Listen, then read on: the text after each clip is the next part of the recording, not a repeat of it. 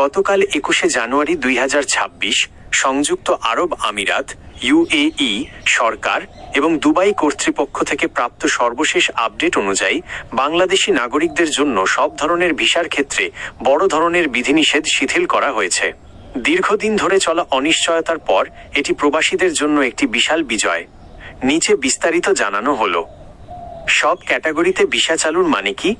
এতদিন মূলত পেশাজীবী যেমন ডাক্তার, ইঞ্জিনিয়ার বা নির্দিষ্ট কিছু ক্ষেত্রে ভিসা সীমিত থাকলেও নতুন ঘোষণা অনুযায়ী এখন থেকে লেবার বা সাধারণ কর্মী, কনস্ট্রাকশন, ক্লিনিং, হোটেল এবং কৃষি খাতের সাধারণ শ্রমিকদের ভিসা আবার শুরু হয়েছে। ড্রাইভিং ও সিকিউরিটি গার্ড এই দুই জনপ্রিয় পেশায় বাংলাদেশিদের নিয়োগের বিশেষ কোটা পুনরায় কার্যকর করা হয়েছে। ভিজিট ভিসা থেকে এমপ্লয়মেন্ট বর্তমানে যারা দুবাই বা আমিরাতে ভিজিট ভিসায় আছেন তারা কাজের অফার পেলে দেশ থেকে বের না হয়েই সেটিকে কাজের ভিসায় স্ট্যাটাস চেঞ্জ রূপান্তর করতে পারবেন। 2. কেন এই পরিবর্তন? ২১ জানুয়ারির ঘোষণার কারণ। দ্বিপাক্ষিক আলোচনা। ২০২৫ সালের শেষ দিকে বাংলাদেশের সরকারের সাথে আমিরাত সরকারের সফল কূটনৈতিক আলোচনার ফলাফল এটি। তথ্য যাচাইয়ের আধুনিকায়ন, বাংলাদেশের স্মার্ট পাসপোর্ট এবং এনআইডি ডাটাবেসের সাথে আমিরাতের ভিসা সিস্টেমের সমন্বয় সফলভাবে সম্পন্ন হয়েছে, যা নিরাপত্তা ঝুঁকি কমিয়ে দিয়েছে। শ্রমিক সংকট।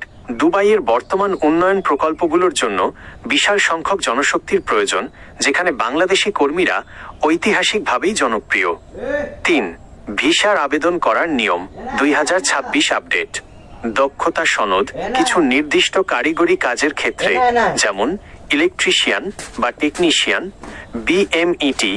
বিএমইটি থেকে দক্ষতা সনদ থাকা বাধ্যতামূলক করা হয়েছে। অফার লেটার যাচাই।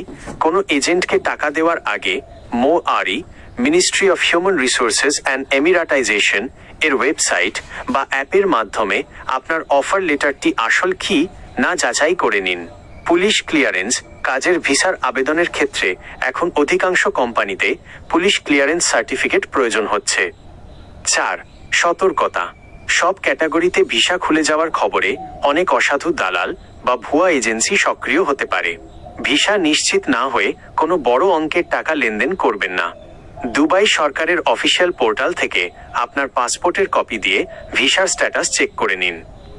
আপনি কি দুবাইয়ের কোনো নির্দিষ্ট কাজের যেমন কনস্ট্রাকশন বা সার্ভিস সেক্টর, বেতন এবং বর্তমান সুযোগ সুবিধা সম্পর্কে জানতে চান?